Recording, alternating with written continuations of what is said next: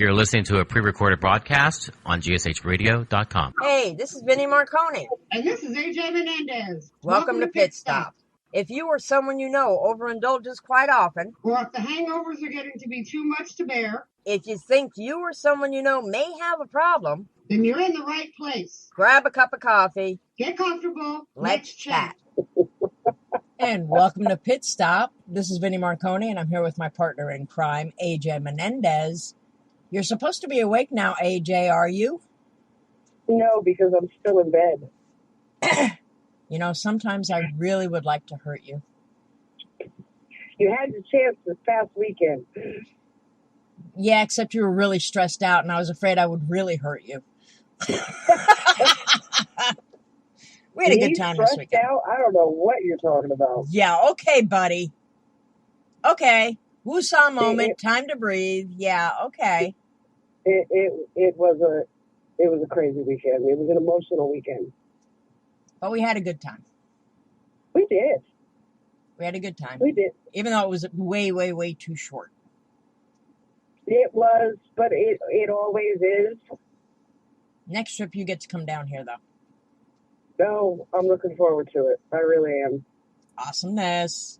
Told you got to give me 2 weeks notice so I can put my construction zone in some sort of order.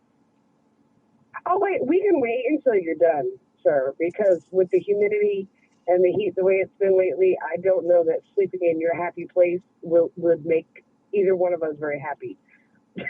Well, that's why we have the oscillating fans and things. Anywho, but that can definitely wait. October's usually a pretty good time. Mm-hmm. Unless you want to come up next month and celebrate our anniversaries. Just saying. You know, I really have thought about that. I really have. I don't know. I have nothing planned for my birthday. And 29 is a big in. Huh? 29 is a big in. No, 30's a bigger one.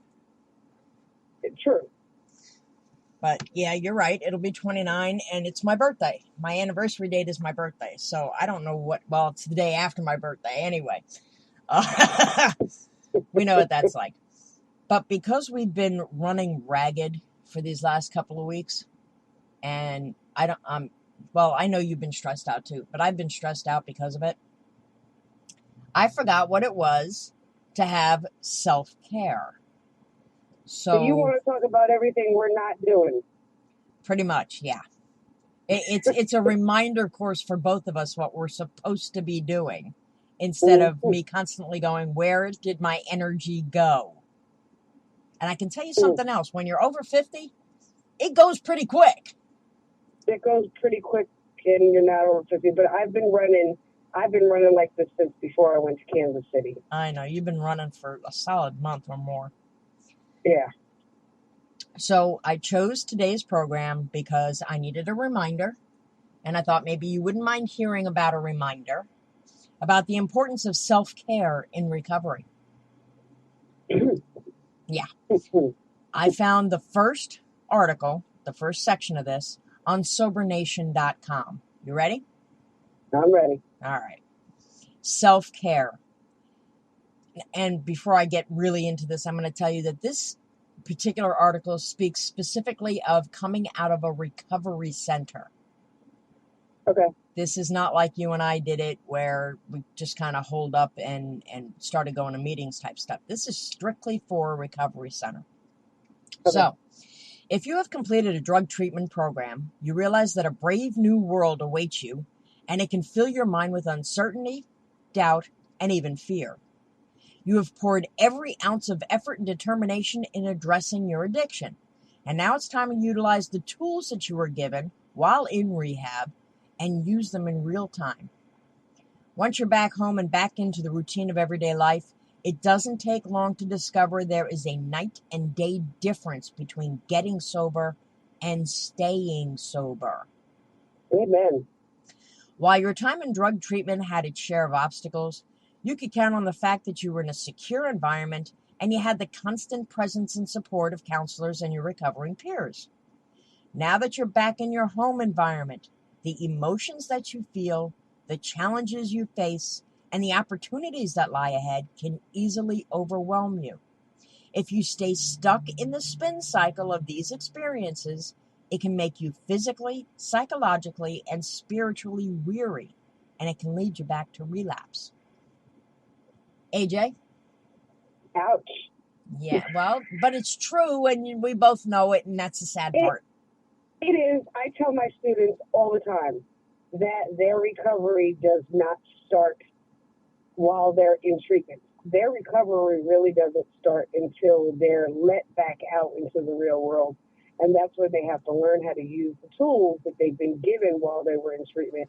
And learning how to live and stay sober can be a very scary thing because, you know, you don't know what lies ahead and you can't deal with situations the way you would normally deal with situations. You have to deal with them, you know, clean and sober. And that's a scary thought.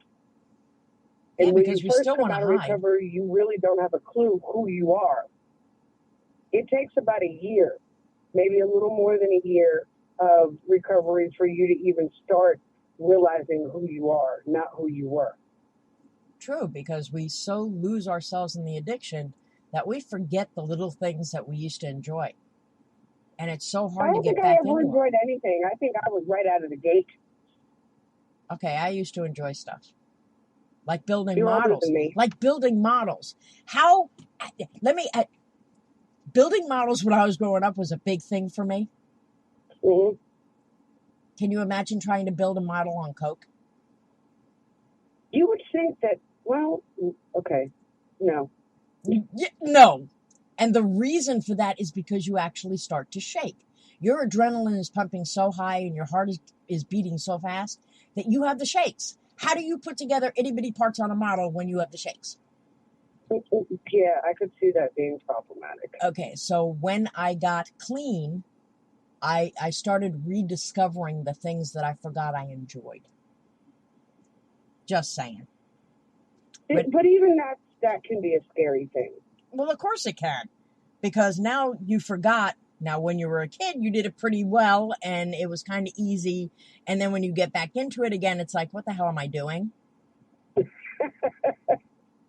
You know, it requires patience and time and attention to detail. And when you're first in recovery, those things are pretty much non-existent, and we both know it.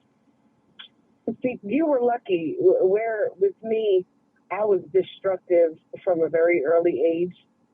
So the things that I actually enjoyed was being in the bars and getting that attention and doing all that destructive stuff. So I literally, when I got sober, I literally had no clue who I was. Yeah, I had And I still really don't, but I'm figuring it out, and it doesn't scare me anymore. my paranoia, because when I was heavy in the coke, I was paranoid. I was afraid I was going to get caught. I was very paranoid. So I had to I would have had to relearn. hurt you. I had to relearn how to get into the real world again and communicate with people. I mean, that was a whole new other learning process that my mom kind of dragged me along and said, you're going to. I bless that woman. I put her through so much. All right, you ready for the Yeah. next section? I'm ready. It's a jungle out there. Coming back to reality while new in recovery can feel like you're walking in the jungle with triggers lurking around every corner. Clearing a solid path towards recovery and avoiding the dangers of relapse in a world of temptation with practicing effective self-care. Self-care in recovery is the foundation for your recovery. Period. If you lack the skills needed to adequately take care of your basic needs and obligations, chances are very high that you will remain stuck in the vicious cycle of addiction and your problems will only grow worse over time. Any thoughts on that before I move on? I think that when you first go into recovery, you're amped. You know what I'm saying? There's a part of us that's always amped because we suddenly feel better. Exactly. But we don't realize that after you've been in recovery for a while, your body still hasn't adjusted. You know what I'm saying? You're going to Too be well. running. The effects of your actions are going to affect you for quite a bit of time, even when you've been in recovery for a while. That's because you need to change your entire thought process. And I'm sorry, but that takes time. It does, but I'm talking the physical aspects of it. You know what I'm saying? Yeah, Like, I for know. the I had first the year shakes and all of that my stuff. own, Yeah. You're right. I still have the shakes and all that. Yeah, for the first year of my recovery, I was feeling peachy. But then little by little, physically, I started feeling the effects of all the damage that I had done prior. My memory being one of the worst. Yeah, but you were out there a lot longer than I was. 20 some odd years. Like I said, you were out there a lot longer than I was. I managed to cram all mine into just a couple of years, you know? Yeah. From 17 to 25, I managed to cram all my damage, you know, like right there. Boom. Next up.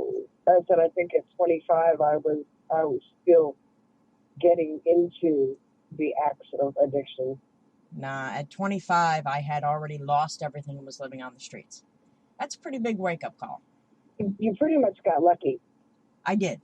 I hit bottom early. You're right. I got lucky.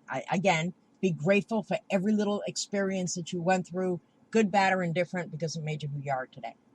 Anywho, the importance of self-care and recovery is emphasized heavily during your time in treatment. Along with detoxification and therapy, you spent considerable time learning essential life and coping skills. Through aftercare and sober living, you were immersed in relapse prevention education, all for the specific purpose of giving you the tools you need to effectively take care of yourself and important obligations while refining and strengthening your individual plan of recovery in real time. In all honesty, it's hard to see far ahead into your future when you're going through drug treatment. When you're in a safe and structured environment of a rehab facility, you're learning about the disease of addiction and its complex roots.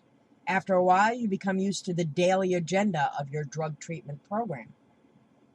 On that note, we're going to go to our first commercial break, brought to you by Also Out Youth. They provide advocacy, leadership, support, and outreach located in Sarasota, Florida.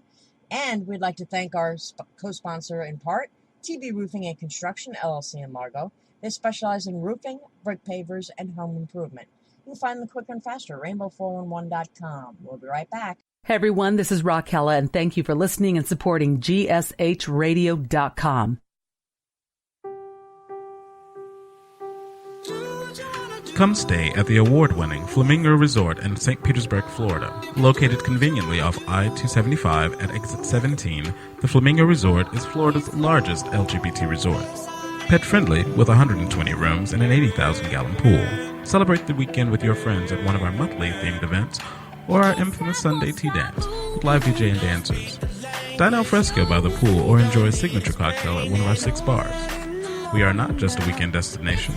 With daily drink specials, come out during the week for any of our theme nights, talent and karaoke, to a rowdy game of bingo. Whether you're LGB or T, the Flamingo Resort is the place to be.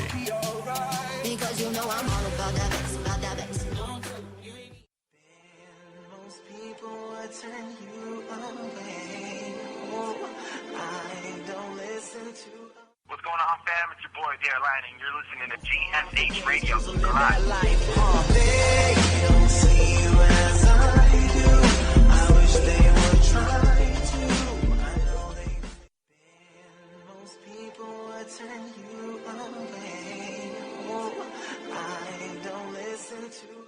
And we are back with Pit Stop. AJ, I still have you, yes? I still be here. Yay. Okay. So we were talking about the difference between being in the rehab facility and then you first get out of a rehab facility. Again, found this on SoberNation.com. Now that you are out of treatment and back home, you're no longer in that structured environment and are more or less free to do what you need to do on a daily basis. While it can feel liberating to be in recovery in your home environment, you can experience quite the shock when reality is hitting you from all directions. It's at this time when the importance of self-care comes to the forefront, and you need to adopt a mindset of change. While you've already changed a tremendous deal during drug rehab, you must continue to believe that change is good, even during the most trying times of your early recovery. AJ, agree or disagree with the difference between being in rehab and getting out of rehab? I definitely